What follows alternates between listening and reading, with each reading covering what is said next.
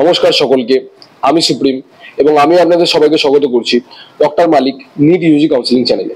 যারা যারা এখনো চ্যানেলটাকে সাবস্ক্রাইব করেনি তারা চ্যানেলটাকে সাবস্ক্রাইব করবেন, বেল আইকনটাকে অলে প্রেস করবেন, যার ফলে আমার যদি কোনো লেটেস্ট আপডেট থাকে বা নোটিফিকেশন থাকে আপনারা একদম মিস না করবেন, ঠিক আছে?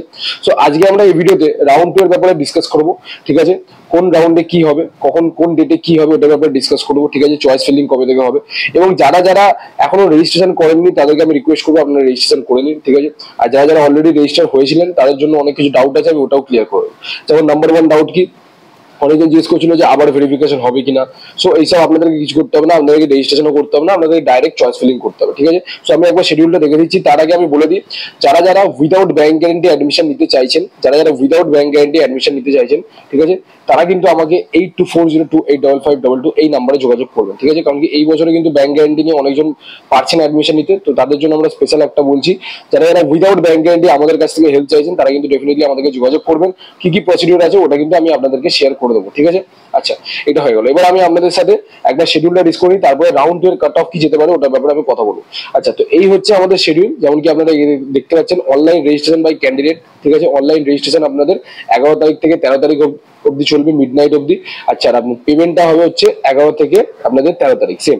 আচ্ছা, তারপরে হচ্ছে আপনাদের যে যারা ফ্রেশ রেজিস্ট্রেশন করবে তাদের জন্য ভেরিফিকেশন হবে 12, 13 আর 14-তে, ঠিক আছে? Publication of list of verified candidate 17 তারিখে বেরোবে, ঠিক আছে? চয়েস ফিলিং, এবার এটা হচ্ছে মেইন জিনিস, চয়েস ফিলিং যারা যারা করবে এইবারে, মানে সবাই করবে, যারা যারা আপগ্রেডেশনের জন্য বসে এসছে বা যারা যারা রাউন্ড 1-এ পার্টিসিপেট করেছিল, কলেজ পায়নি, এখন রাউন্ড 2 এর জন্য তোমরা পার্টিসিপেট করতে চাইছো, তো তোমাদেরকে এই 17 তারিখে কিন্তু তোমাদেরকে অ্যাক্টিভ থাকতে হবে। কিন্তু তোমরা এখানে দেখতে পাচ্ছ জাস্ট, তো 17 তারিখ থেকে তোমরা অ্যাক্টিভ থাকবে 4টে থেকে, কিন্তু 19 তারিখের মানে রাত 12টা অব্দি তোমাদের কাছে টাইম আছে, ঠিক আছে? এটা তোমরা মাথায় রাখবে, অলরাইট? আচ্ছা, নেক্সট হচ্ছে এবার তোমাদের রেজাল্ট যেটা বেরোবে ওটা হচ্ছে তোমাদের 23 তারিখে বেরোবে, যেখানে তোমরা যারা যারা আপডেট করেছিল তারা বুঝে যাবে যে আমি কোনো আপডেটেড কলেজ পেলাম কিনা, আর না আমার আগের কলেজটাই অ্যালট হয়েছে। আর যারা ফ্রেশ রেজিস্ট্রেশন করেছে তারাও বুঝতে পেরে যাবে যে আমাদের কোনো ফ্রেশ অ্যালটমেন্ট এসছে কিনা। আর তোমাদের অ্যাডমিশন তোমাদেরকে করতে হবে গিয়ে 24, 25 আর 26 তারিখ, ঠিক আছে? মানে 24, 25 আর 26 তারিখে তোমাদেরকে পেমেন্টটা গিয়ে করে আসতে হবে এনআরএস এ, ঠিক আছে? যদি তোমরা প্রাইভেট কলেজে পাও আর যদি তোমরা সরকারিতে পাও তাহলে তোমাদের রেসপেক্টিভ কলেজে তোমাদেরকে গিয়ে অ্যাডমিশনটা নিতে হবে, ঠিক আছে? এই হচ্ছে তোমাদের কাউন্সিলিং শিডিউল। এবার আমি তোমাদেরকে একটু কাট অফের ব্যাপারটা বলে দিই, ঠিক আছে? আচ্ছা, সো আমি অলরেডি বলে রেখেছিলাম যে আগের বছরে যদি রাউন্ড 1 এর কাট অফ দেখো আর রাউন্ড 2 এর কাট অফ দেখো তো খুব কিন্তু আহামরি কিছু ফ্লাকচুয়েশন আসেনি, বাট এইবারে হয়তো কিছুটা ফ্লাকচুয়েশন আসতে পারে, ঠিক আছে? যেমন আগের বছরে ইউআর দেখো একদম সেম ছিল, 35096 ছিল রাউন্ড 1 এর, রাউন্ড 2 তেও সেম ছিল, ঠিক আছে? ওবিসি এর জন্য দেখো 35734 ছিল, রাউন্ড 2 তেও সেম ছিল। ওবিসি বি এর জন্য দেখো 40369 ছিল, রাউন্ড 2 তেও সেম ছিল। ইডব্লিউএস এরও সেম ছিল, শুধু এসসিটা একটু মানে গিয়েছিল, ঠিক আছে? আর একটু এক্সটেন্ড করেছিল, দ্যাট ইজ রাউন্ড 1 এ কত ছিল 125398 আর রাউন্ড 2 তে 126145, মানে অনেকজনের অ্যাডমিশন হয়েছে। আচ্ছা, এবার আমরা যদি এইবারে কথা বলি যে রাউন্ড 2 এর কত আমরা এক্সপেক্ট করতে পারছি কাট অফ, সো এইটা হচ্ছে আমাদের জলপাইগুড়ি মেডিকেল কলেজের কাট অফ, এবং জলপাইগুড়ি এবারে লাস্ট কাট অফ গেছে। ইউআর জন্য 636 মার্কস, ওবিসি এর জন্য 632, ওবিসি বি এর জন্য 626, ইডব্লিউএস এর জন্য 580, এসটি এর জন্য 537, এসটি এর জন্য 301, ঠিক আছে? সো এইবারে আমরা যেটা এক্সপেক্ট করছি রাউন্ড 2 তে তোমার প্লাস মাইনাস 2 মার্কস কিন্তু আমরা কনসিডার করে চলতে পারি, ঠিক আছে? কারণ কি আমরা শুনছি যে আইকিউ সিটিতে হয়তো কিছু সিট বাড়বে, এটাও শুনছি যে কিছু নতুন মেডিকেল কলেজ কিন্তু খুলতে পারে। আচ্ছা, নতুন মেডিকেল কলেজের ব্যাপারে আমি তোমাদেরকে বলে দিই, নিউ মেডিকেল কলেজের ব্যাপারে আমি তোমাদেরকে বলেছি, ঠিক আছে? নিউ মেডিকেল কলেজের ব্যাপারে আমি তোমাদেরকে বলেছি, কারণ কি আমরা শুনতে পাচ্ছি যে নতুন মেডিকেল কলেজ হয়তো খুলতে পারে। দেখো, সব থেকে প্রথম কথা, যদি রাউন্ড 2 তে এই কলেজগুলো খোলে তো কাট অফ কিন্তু ডেফিনেটলি কম যাবে। আর যদি রাউন্ড 2 তে না খোলে, ভাবো তোমার মপ আপে বা তোমার স্ট্রেতে খুলছে, তখন কিন্তু কাট অফ কিন্তু আরো কম যাবে, ঠিক আছে?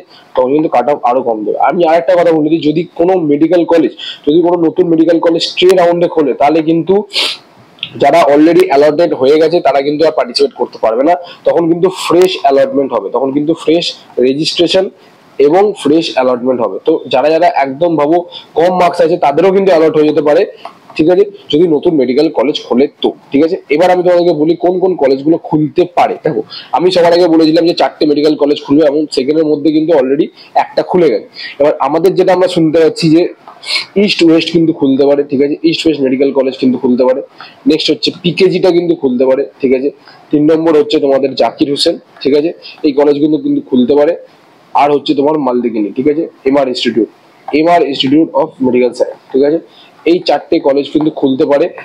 যদি চারটের মধ্যে একটা কলেজও খোলে এবং একটা যদি স্ট্রে রাউন্ডেও খোলে, তাও কিন্তু কাট অফ এইবারে কম যাবে। যারা যারা অলরেডি কাউন্সিলিং করছো না বা কাউন্সিলিং ছেড়ে তোমরা চলে যাচ্ছ, ঠিক আছে, তাদের জন্য আমি বলবো তোমরা লাস্ট অব্দি কাউন্সিলিংটা করাও।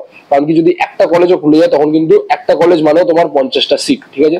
আমি SC ST OBC সব করা ক্যান্ডিডেটই বলছি, তো 50টা সিট কিন্তু কম নয়, ঠিক আছে। তো তোমরা যদি পুরো লাস্ট অব্দি কাউন্সিলিং এ পার্টিসিপেট করো, আর যদি তোমাদের কোনো অ্যালটমেন্ট না হয়ে থাকে তাহলে কিন্তু লাস্টে গিয়ে তোমরা যদি কলেজগুলো খুলে যায় স্টে রাউন্ডে তোমরা পেয়ে যাবে। আর একটা জিনিস বলে দিই, কিছু কিছু সিট থাকে, ঠিক আছে, কিছু কিছু PWD ক্যান্ডিডেটের সিট থাকে যেগুলো চেঞ্জ হয়, ঠিক আছে, যেগুলো চেঞ্জ হয়, ঠিক আছে, যেগুলো তোমার চেঞ্জ হয় URA, ঠিক আছে, কিছু কিছু তোমার SC তেও চেঞ্জ হয়, কিছু কিছু ST তেও চেঞ্জ হয়, তো কিছু কিছু মানে তোমার সিট আছে যেগুলো চেঞ্জ হয়। সো লাস্ট অব্দি তোমরা কাউন্সিলিংটা করো, লাস্ট অব্দি কাউন্সিলিং করলেই কিন্তু তোমরা তখন বেনিফিট পাবে, ঠিক আছে।